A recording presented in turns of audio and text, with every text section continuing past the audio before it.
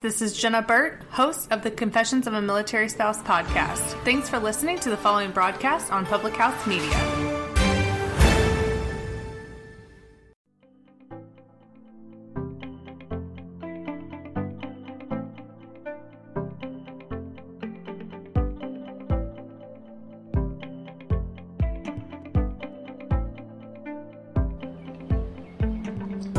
Everybody, it's No Filter Friday on Public House Media, and we have a lot of things to talk about today. However, I'm very sorry about the delay. I was busy fighting with Twitter, because censorship, you know. God forbid you tweet something with the word propaganda in it, because your account will be suspended. That's what happened to me. I'm probably going to make a separate video about that, because I've got the juice today. Oh my God, no! I've got the juice today, and I'm feeling in a mood. And it's not a good one. It's not a good one. And then when you add these clowns trying to get uncanceled to it, I'm in a serious mood, basically. So, we're going to talk about Brett Ratner for the hottest of seconds, and then, when we're done doing that, we're going to talk about Crystalia, because everybody keeps asking me about it, first of all, and I don't know who told these fools that you can get uncanceled, but, like, you can't. That's not a thing. Even if somebody thinks that they're going to play ball with you, they're going to come for you in the comment section. It's not going to happen, so let's not try. If you're coming in, please leave me a comment so I know who you are. I have these little weird hairs coming out today. Anyway, so let's talk about Brett for the hottest of seconds. So Brett Ratner thought he was going to direct another movie, incredibly too soon. Sound is super great, because it's a little bit loud down there. And there's I don't know if you can see it, but there's a bridge right over here, and there is an intersection, and Dubai is chock full of supercars. Every 3 cars on the street is like a Lamborghini or a Ferrari or a McLaren or something loud, basically. And the beach is just in this direction over here, and that's got tons of screaming kids and cars. Anyway, so Brett Ratner thought he was going to direct another movie again, and for whatever reason, they thought it was going to be a good idea to announce it, like he's having some sort of a comeback or something. Why? What unit publicist at the studio was like, you know what? Let's do a press release. Let's call Hollywood Reporter. Let's call Deadline. Don't do that. All of those places have comment sections. And everybody was like, what? No. Gal Gadot said he's canceled. He's canceled. And now, of course, like, there's a lot to be said about the current cancel culture that we're living under with this Dr. Seuss business and Aunt Jemima, and, like, it's a thing. And we would be lying if we didn't say that it was problematic, because it's problematic. Like, I've had a lot of people message me, you know, that are my actual friends, not just randoms. And they're like, so I wrote this article on blah, blah, blah that's kind of counter-narrative, and now I have people calling the art galleries that I've worked with, trying to get my art canceled. It's like, what? Those two things are not related. And then I've heard other stories about how somebody, you know, posted something on social media completely unrelated to their job, had nothing to do with what they did for a living. And the Karens of the cancel Karens found the trucking companies that he was contracting for. Was like, you have to fire this guy. He tweeted blah, blah, blah. It's like, that has nothing to do with anything. Also, independent contractor, not our problem. Like, the amount of forceful energy that goes into this, like, senseless cancellation is absolutely appalling. And I wish that that energy could be harnessed and channeled into something even semi-productive, or at least cute. Like, could you crochet or take up needlepoint or something? Like, what happened to the good old-fashioned Joann Fabrics 40% off coupon? You know, hobbies. What happened to those? What happened to them? I can still knit and crochet. Why can't these Karens do it? I don't get it. I don't understand. Like, I understand that they're they're fighting the midlife crisis and they just need to be heard in some way, but they don't have anything worth saying. Oh, so you parrot everything that the mainstream media says ad nauseum all day, every day? Good job. Slow clap for you. Yay, parrots. Nobody, say something that nobody else has heard then. If you want to be heard so bad, cancellation Karens. If you want to be heard so bad, then say something that nobody else is saying. Have a different take on something. Bring something fresh and new to it. Don't just scream into the phone. Come on. They've taken keyboard warring into a completely new stratosphere. And it's absolutely silly. So, basically that's what happened to Brett, is that the studio, for whatever reason, thought it was going to be a good idea to announce that he's going to direct another movie. To which everyone was like, no. And I can't disagree with that. Forgiveness is a thing, although I'm not personally good at it. And, I guess in some cases, maybe you can find some roads to redemption, but that doesn't mean that you get to be put back in the same position that you were abusive in. Probably a year ago now. Yeah, I feel like that was a February episode last year. I did an interview with this woman named Sandy, who did a book on, sexual abuse in the clergy. And her and I talked a lot about how, the church preaches forgiveness. Forgiveness is a thing. Repentance is a thing, forgiveness is a thing, for sure, and it's required for our world to function, for sure.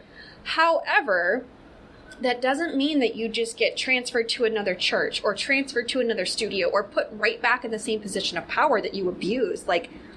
If you had an accountant, and that accountant embezzled money, or cooked the books, or did some whatever shady, underhanded business, you wouldn't just be like, okay, we forgive you, you can go be an accountant over here. No, you can't trust that person with money anymore. They've proven themselves untrustworthy with money. Point blank, period. So they can go do something else, but they can't do what they were doing because they've proven themselves untrustworthy. And I feel the same way about Brett Ratner. If Olivia Munn says that he tried to jerk off on her and ended up coming in a plant that was in the trailer, then by all means, I'm going to go with Olivia Munn on this one, and probably most things, because he can jerk off into houseplants on his own time. He doesn't need to be directing a movie to do that. And if he wants to,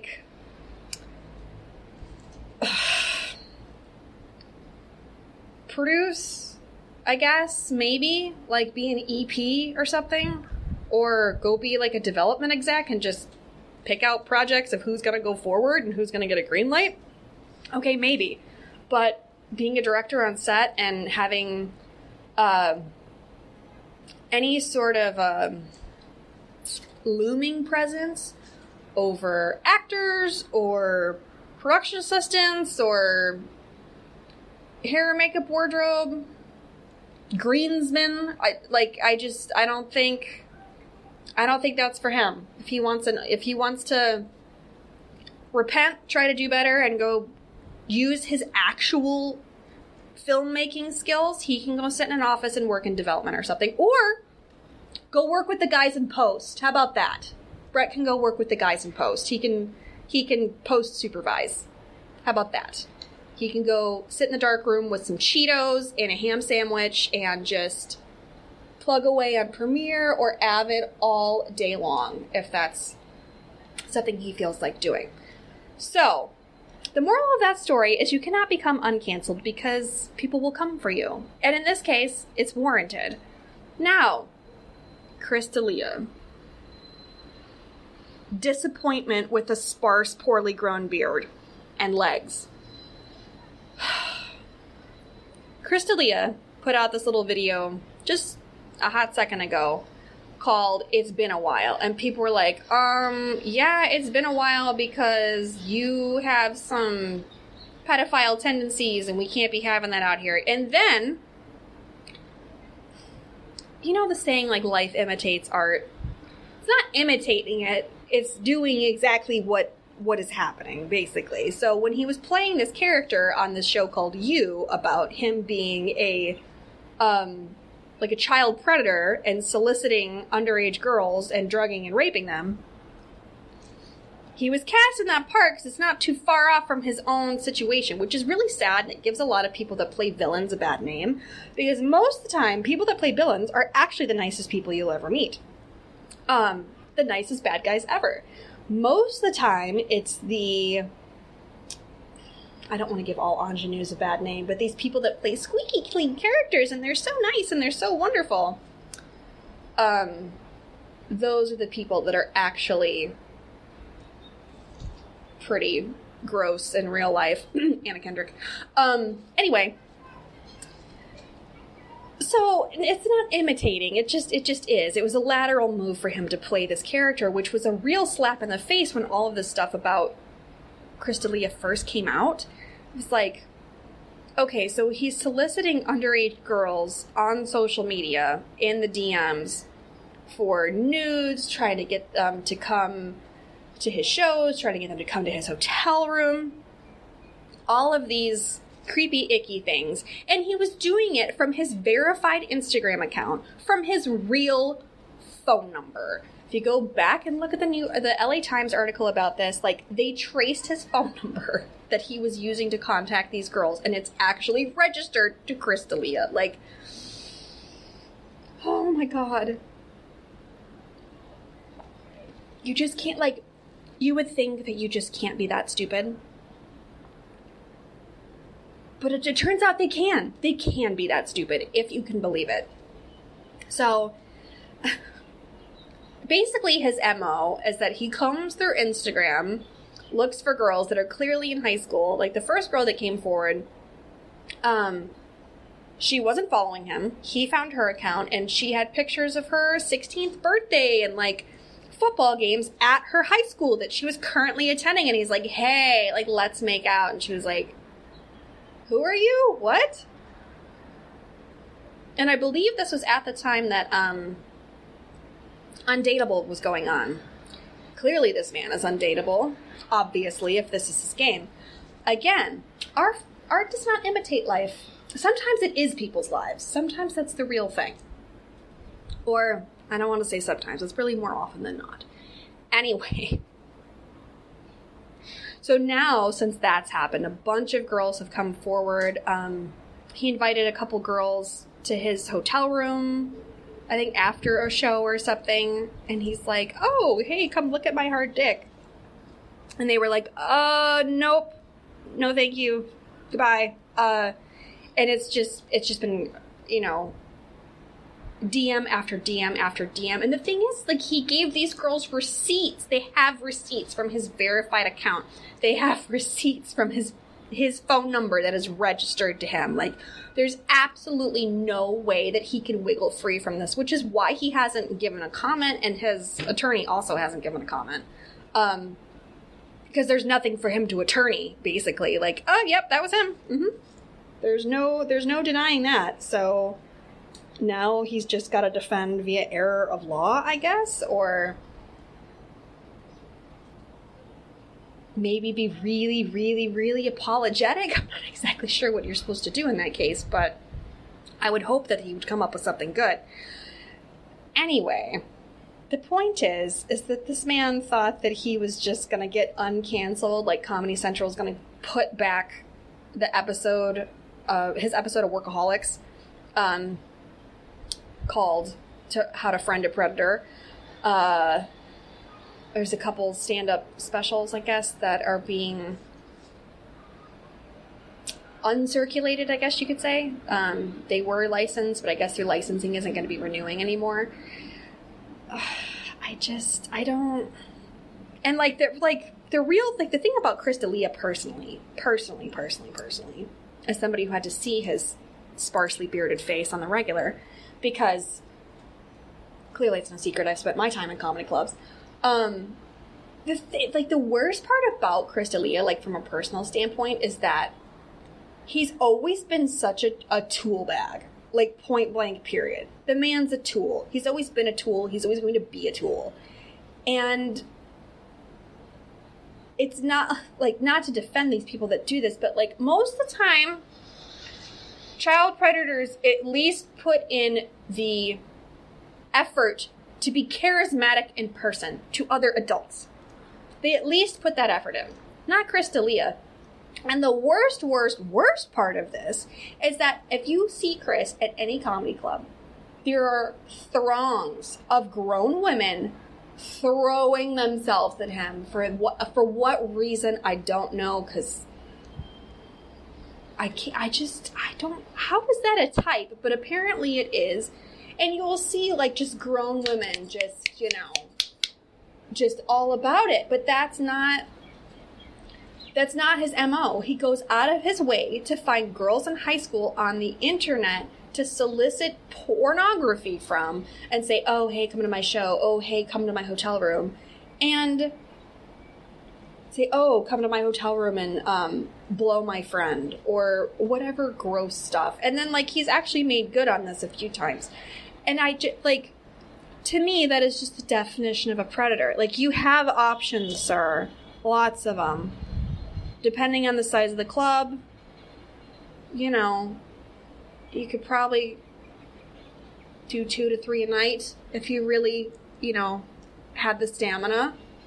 But no, his MO is to get onto Instagram and look for girls at their high school football games pictures and then ask them for nudes. No. Comedy does not have to be like this. I would be lying if I didn't say that a lot of these dudes that tour are heavily creeping. And that's, you know, that's how some of these guys have gotten in real trouble. Or some got in trouble and some got out of trouble. But that was back in the day. I don't know if those comics could really get away with the stuff that they had pulled before. But I just don't, you know, it's one of these things if you're one of these comics that looks like a troll and you're touring and you're doing stand-up in a sports bar like while a game is playing and you're just trying to get your time and trying to make a living. It's one thing to, you know, skis on some waitress or something. And you know what? In the era of thirst trapping, these days they'll probably go for it. You know, it's the bar has been lowered to the basement. We all know this. We know this. But when you have options of grown women to choose from and you're still combing social media and sliding into the DMs of underage high school girls, I can't with you. I can't, and I don't think anybody should be shoulding with you because it's just gross. Now, let's get on to the matters of the show itself. So, Public House Media is going to be taking a break after March. So that puts us on hiatus for April till blah, blah, blah. Now, I need to know if I should continue just living every week or every 2 weeks so we can stay on top of this. Should I take a break with the network? Is it time to say goodbye to No Filter Friday? Should we pack it up because it's been 3 years? Although the news cycle is really crazy and it's eating itself and there's all of this, you know, futzy stuff going around. And I think we could be honest with each other in that, like, the Me Too movement has slowed down. We're not doing breaking news every single week. However, I do have so many of you that tag me and stuff and send me things. And, you know, we have our DMT spilling on multiple platforms between Facebook, Instagram, Twitter. Some of you just text me.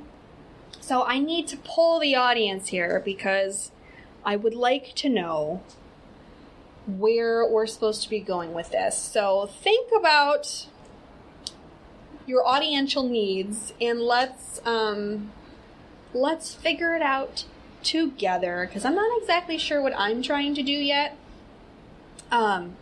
if I'm going to be totally honest, I've recorded 8 to 10 episodes of another podcast that I've been sitting on that I haven't released, and it's all very interesting people. Also, I have some guests lined up for No Filter Friday, so we could do all of those guests by the time we're done with March, or I could do them supplementary in between as bonus episodes. So I need to know